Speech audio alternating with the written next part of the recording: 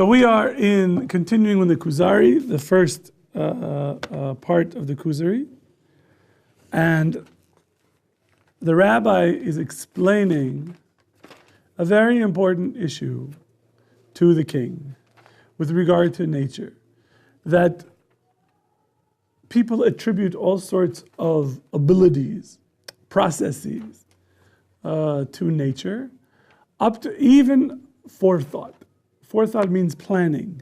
That nature is a good planner, it takes care of everybody.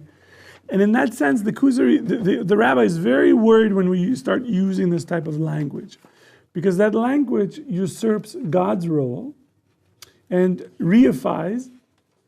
Do you guys know what the word reify means? It puts it onto something else. Reify means making a god. That's how Avodah Zarah started. Correct. We reify nature. So he says that no matter how much we would understand about nature, we can't predict 100% for certainty what will happen in every situation. And he says that is something that is very, very difficult to be able to predict. And we see this, actually, Rabbi Gottlieb has a lecture online called Why Does Science Matter to the Non-Scientist? And he explains sort of how science works. So he gives an example that he says, you want to figure out at what temperature does water boil? So what do? You take water, right? And you start boiling it and you test the temperature. And when does it boil? When it reaches 100 degrees centigrade, right? But then they were all sure that that's what it is until somebody tried it in a different airport. Yeah. And then it turns out that it's not like that. And then it's this and it's that. There are all these other factors that if they knew all the factors, they would realize that in this situation it's like this, in this situation it's like that, in this situation it's like this. There's all sorts of problems. And so the Yehuda Halevi, the rabbi in the book, is saying, look, the scientists have good understandings of some processes, but they don't have all the processes down. And now we can debate this philosophical point. Can they all ever reach 100% knowledge of all the variables in nature? So there are people who say yes, there are people who say no. That's where he is coming from. Yeah, it's like... It's like a what?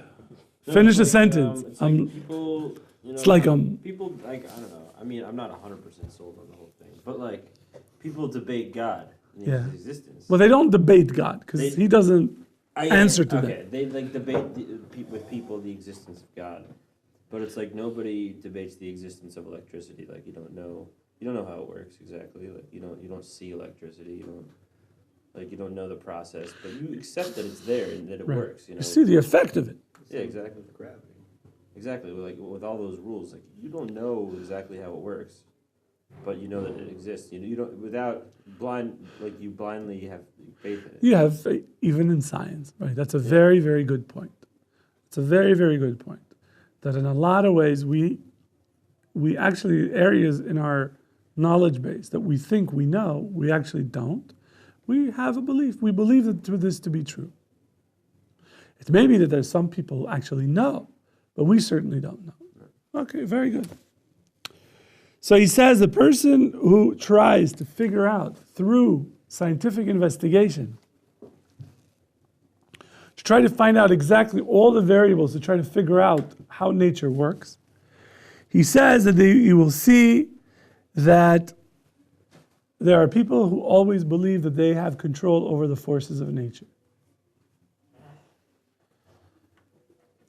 Magicians, people who do all sorts of sort of what we call black magic.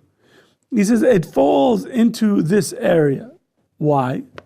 Because there are people who offer korbanos, right? They offer sacrifices. They have incense. And they really they understand that they need to do something, but exactly how it works, how much and where and why and what time and when to do this. It's all sort of trial and error. They're just trying to see what happens. What works, fine. This works, fine. That one doesn't.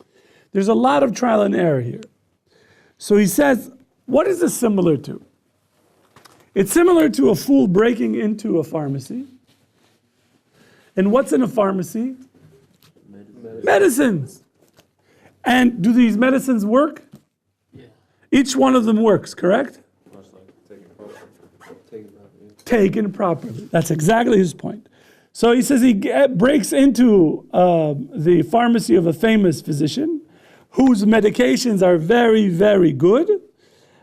But the pharmacist or the physician is not there. And he's there, he's running the pharmacy. And all these people are coming and asking for they have this ailment, that ailment, they have all sorts of things. And so what does he do? He doesn't know what works and what doesn't work. How much and what this will cause this person to live, this person will... He just starts passing the stuff out. Is it possible by passing the stuff out that he would succeed in some cases? Yeah. Is it possible that in many cases he would actually kill people? Yes. Yeah. That is, he's saying, is the real fear with sort of the use of nature to figure out what to do. So he says again, it is only you need the advice of the wise physician that will tell you. You take this amount for this ailment, you take that amount, that ailment, and the patient needs to take exactly according to the order of the physician. He has to eat and drink the amounts that he was given. He has to either rest or move, he sleep and wake up. All those sort of things he has to figure out. He says before Moshe Rabbeinu, with regards to spirituality, it was essentially the fool broke into the pharmacy and is dispensing medications to people, and it's a hit or miss. That is, the connection to God, it was hit or miss. Sometimes it connect, sometimes it didn't connect. Whatever it was, trial and error. For everybody, except for Avraham, of course. But the idea was that everybody, it's essentially we're dealing with trial and error. Right? So why did they start worshiping stars and the moon and the sun and idols and all sorts of natural forces? So he says this, he says, because they forgot to focus on the creator who created all these natural forces. It's like the Rambam says in Hilchot Avodah Zarah, if you want to look that up. And he says, and they essentially cause a lot more damage to the world than helping the world. He says, without Ha'inyan Elohi, the divine connection that Avraham Avinu had, that Noah had, that Yitzchak had, Yaakov had, then Yaakov 12 sons had, till Moshe Rabbeinu. People were harming themselves spiritually more than helping each other. That is, by studying nature, they felt they understood how nature works, so they could manipulate nature for their own benefit, for their own physical and spiritual needs. They started worshiping these natural powers, and that is as if you're dispensing medications without understanding what the medicine does and what the patient needs. That was fixed when the Torah was given. Why? Because who gave the Torah? Hashem. And that is perfect medicine for everything. That is, it created a path to God that was not based on trial and error. It's not based on hit or miss. It is based on exactly the right path. This is it. So the king says, okay, if that's the case, that the Torah came, so I need to learn more about this Torah. I need to understand the Torah better. So he says, how was the Torah established? Where did it come from, essentially? How did it spread? What did it look like? How do you, if you have one Torah, how come you have different opinions? This one says this one says that. Right? If you had one Torah, how do you get to all of this? And how long did it take until it's sort of like this? He says, because every religion, this is the key part of the Kuzari, he says, every religion starts with one person or a few people. And so I want you to explain to me how it went from a few people to everybody. How did it go? Right? So what is he thinking? What is his model for a religion? Christianity, Islam, Buddhism, right? Buddhism is same with Buddha, Hinduism. All the other religions that we know of started with a few people, one person or a few people that convinced this has happened, this is the real thing. And it spread. So he's asking, like, how did it go? From, okay, Moshe Rabbeinu got the Torah. Fine, whatever that is, you're going to explain to me. How did it go from one guy to millions of people? How did it go? It's even before Pirkei Avot. So he says, I'm sorry. Lo yakum v'yigdal haderech hazeh. It says Judaism did not grow and spread in the way that you are describing. He says, Animusim hasichliim, rational customs, ideologies like Marxism, right? Nazism, liberalism, anarchism, all these type of movements.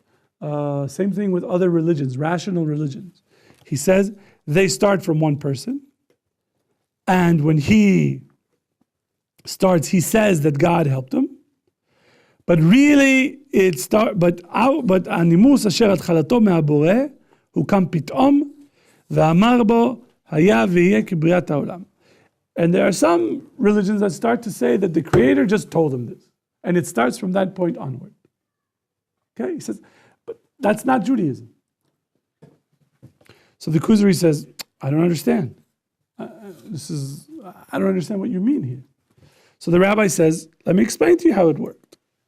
Bnei Israel, who are the Bnei Israel?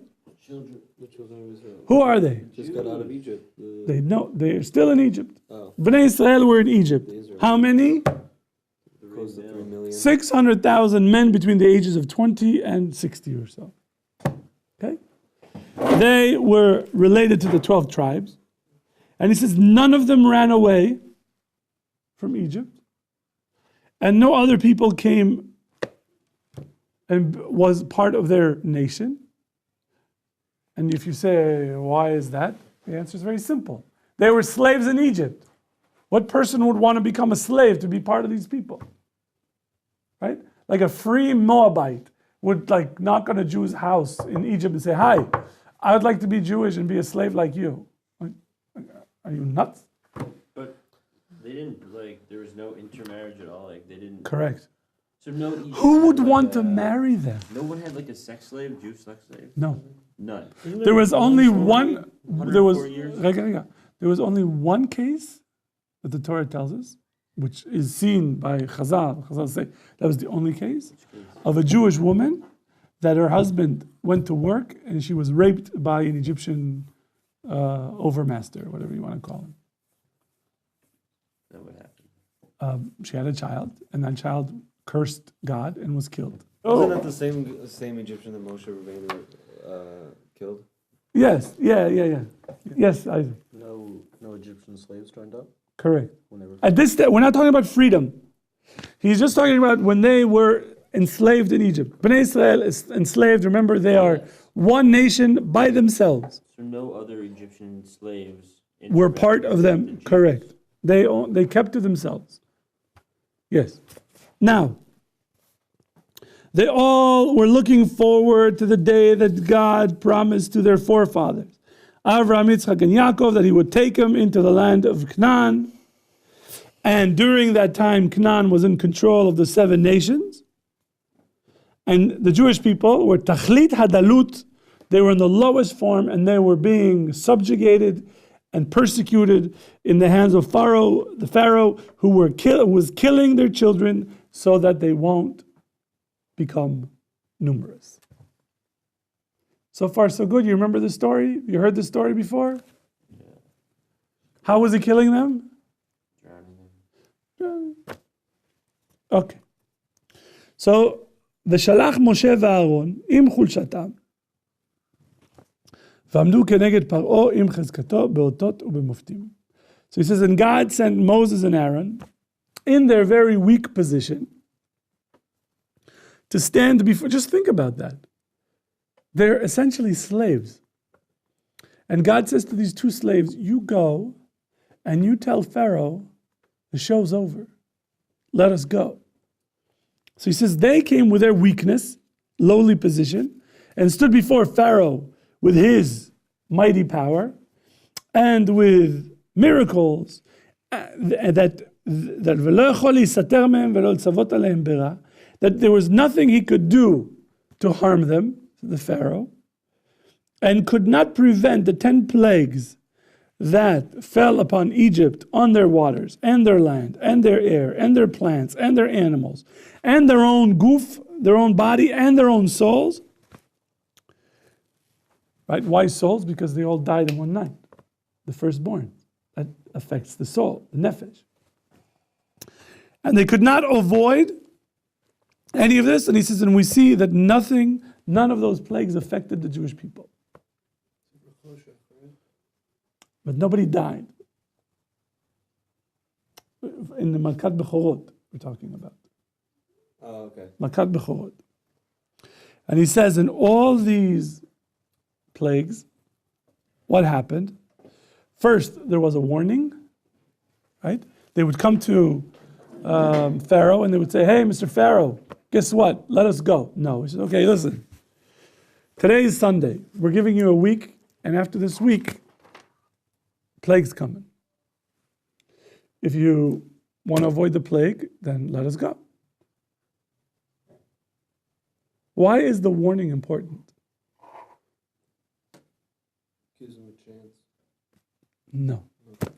Proof that they know that something's going to happen. Right. It's not, Moshe Rabbeinu is not looking at weather patterns and says, I think it's going to rain on Wednesday. So he goes to Pharaoh and says, listen up. Let us go. If not on Wednesday, it's going to rain. That didn't work like that.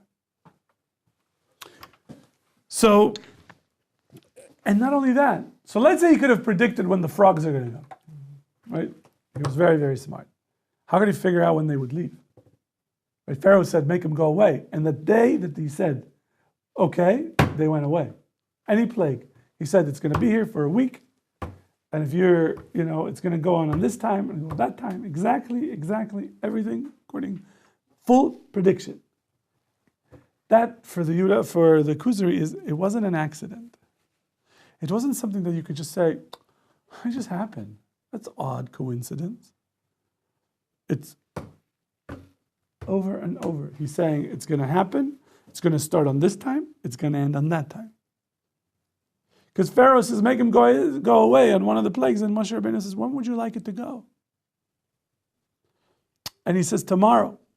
Why does Pharaoh say tomorrow? Why wouldn't you say right now? What? Why wouldn't you say right Because I'll tell you why. Because if it's possible that Moshe Rabbeinu knows that these things are going to go away right now, that's why he's showing up. Because he wants Pharaoh to say right now, he said, okay, I did it. So Pharaoh says, he's obviously coming because this plague is over right now. Let's see if he can make it go one more day. So he says, one more day. Moshe says, got it. 2 falafels and one more plague for a day. No problem. Got your order in.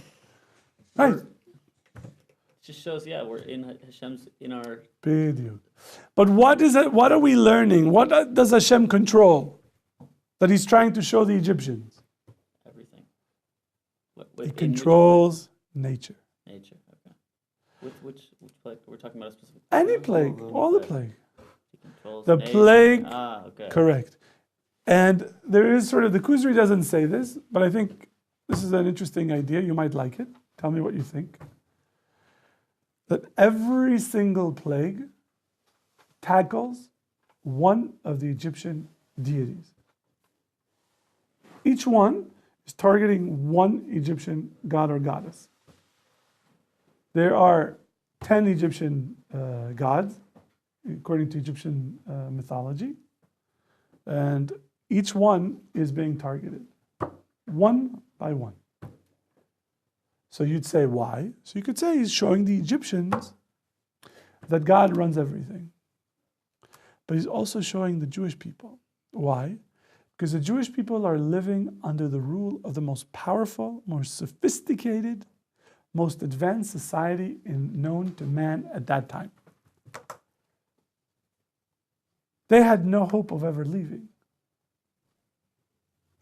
These people built pyramids, 1,000 years before. 1,000 years before. Pyramids were not built at the time that we were living in Egypt. They were there a long time ago. The Egyptians had, a massive army. They had everything that you can imagine.